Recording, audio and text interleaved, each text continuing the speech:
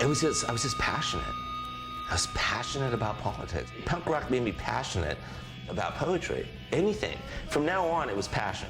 It also opened me up to internationalism because I'd pick up Maxim Rock and Roll, Flipside, the subculture magazines that were coming out, and now I could talk politics with people from around the world.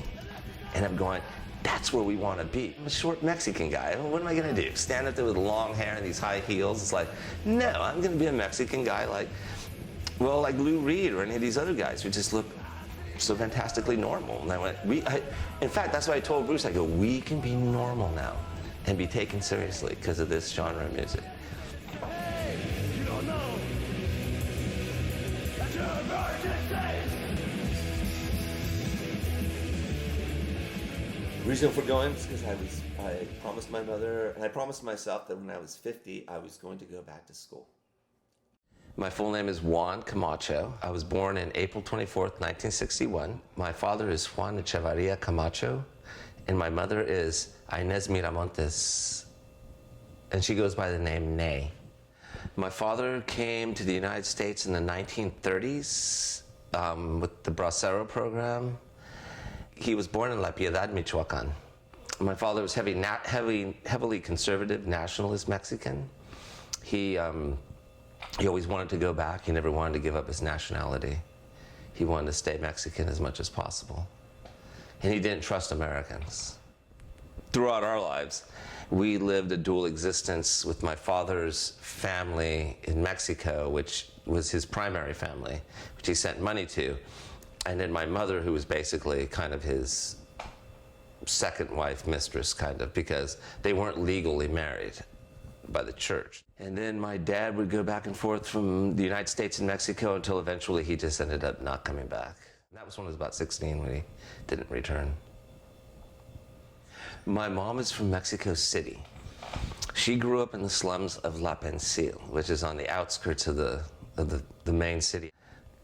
There was an opportunity for my grandmother to send my mom to the States with this Jewish couple. This Jewish couple needed a house cleaner, and they were in the movie industry in LA. They were given my mother by my grandmother, and this is like when she's like 10. After a couple of years, she's like 10. And so they bring her to the States. She runs away, comes back down to Mexico. She goes to her mom beats her, says, you gotta go back, these people want you. And my mom goes back, and then she runs away again. This goes on for about 2 or 3 years until she finally just gives up and stays. She's like, I don't know, 15 by now. She told me that when she was about 18 years old, they took her to the beach for the first time as a picnic kind of thing. And they took her to Redondo Beach, and that's where she met my dad. The couple didn't want my dad to take advantage of her. They said, if you get her pregnant, you have to marry her. And so I came along, and my mom said I was a 6-pack of Budweiser on a Saturday night. And so I was born around that time when she was 18 or 19 years old. Yeah.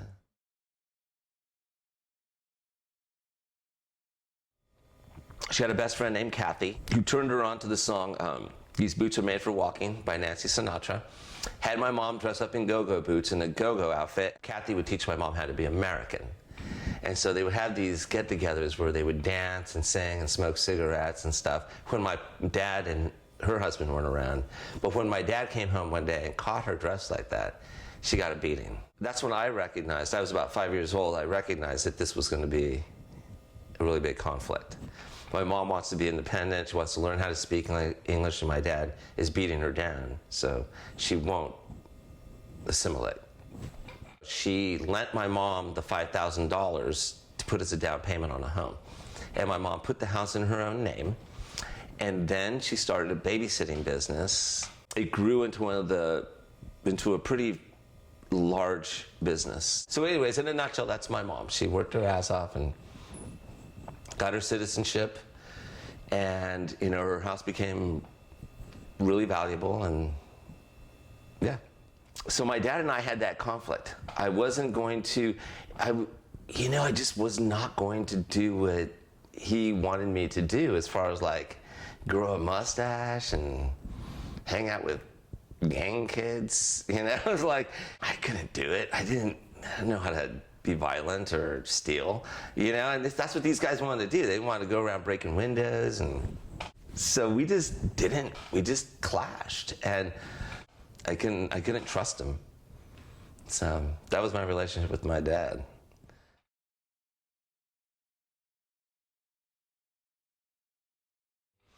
When I got to high school, my first punk rock show, she was the one who made me go. I was just out of high school, and she says, "Why don't you go?" I'm going like, "Well, I don't know anybody." And she's like, "You don't have to, just go." And I went, "Okay." So I didn't know what punk rock was, so I just wore these black shoes. I had my black corduroys, and I wore a black t-shirt and my little jeans jacket. And I went, and I saw the greatest punk bands in the world at that time, you know, and I was like, it was the most eye-opening thing, but I did it myself because of her. When I was 8 years old, that's when I started accordion lessons. After a couple of years of accordion music, I could figure out how to play drums. I just started practicing from then on. Every time I had the radio on, I just picked out a song, and I would memorize the beat. I would know how to play drums. What really nailed it for me was, I was in high school, and I was a dweeb, and hung out with this other dweeby kid. And he introduced me to pot. We went to this Vietnam vet's house to score the pot. And this Vietnam vet had this garage, and he had a record collection, just like a record store. He had all these records, and he had a drum set. And so we get stoned, and I'm just like, oh my God, this is insane. And I get behind the drum set, and he says, "Go ahead and play it." I swear to God, I right off the bat, I just went like, and I go, oh my God, I can play drums. And I told my accordion teacher I wanted to play guitar. I said, I want to play guitar. I don't want to play accordion anymore. You know, start picking songs out, and you start the song, and you try and figure it out, and you just do that over and over until you figure out the freaking song. And I did that for about a couple of years until I met Bruce. And Bruce was learning, and I was learning, and then we started a band. This is it. We're going to be a punk band. This is political. This rocks. The Detonators. And I said, so Bruce goes, well, there's that name. He goes, I don't know if that's punk rock. And I said, yes, it is, because we're all Detonators. We're all this close. Every one of us is a detonator. I said, so there's our logo. We're Detonators. I came home at 3 in the morning when Maximum Rock and Roll came on. I come home with a 6-pack of Budweiser Talls, sit down in my bed, turned on the radio, got in, and Do You Understand came on. It was one of our songs from the demo. And the guy said, that was the Detonators. Do you understand? They're from LA or something like that. And I was just like, oh my God. Do you understand? Don't you ever try to say what I can't? It happens. You can be on the radio. And I woke up, my mom said, hey, I'm on the radio. And she's going, you got beer in your bed. And I'm like, oh, well, I'm on the radio. But I told Bruce, I go, dude, we're on the radio. They'll play us. That's it. I go, we can make a living off of this. I go, I don't know how, but I know we can make records and do this. We ride around in records of batters, know exactly where we're standing, knowing that we have to make a stand. Do more than the stuff I had, take away our rocket band.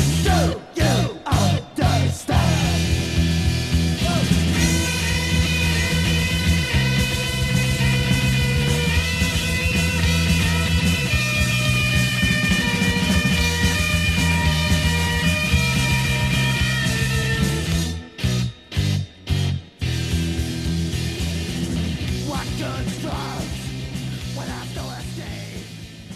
I wasn't alone. And there's Latinos, blacks, gays, just, you know, it was so unhomogenized. It was Asians, Mexicans, whites. So as a Latino, I felt validated. I felt like I have a voice in this music. It was intersectionality of nationalities. And so I felt included, I felt important. So it was awesome. It was validating.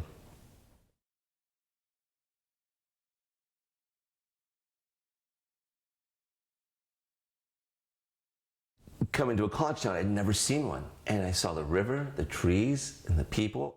And I walked on the university campus, and I went, this is beautiful. Next thing you know, I'm like, I'm moving here. That's it, I'm living in Eugene. And I did. I went and cleaned dorms at the U of O. I cleaned all the dorms in the area there. I did that all summer. I mopped floors in some of the buildings. So I was always on campus. I just fell in love with the campus, and I was like, I want to go here. She goes, you got to go to school. You got to be a lawyer. You got to do something. And I said, I can't, blah, blah, blah. And she goes, well, when are you going to go? And I said, okay, if I'm 50, do you want me to go? She goes, you got to go to school someday.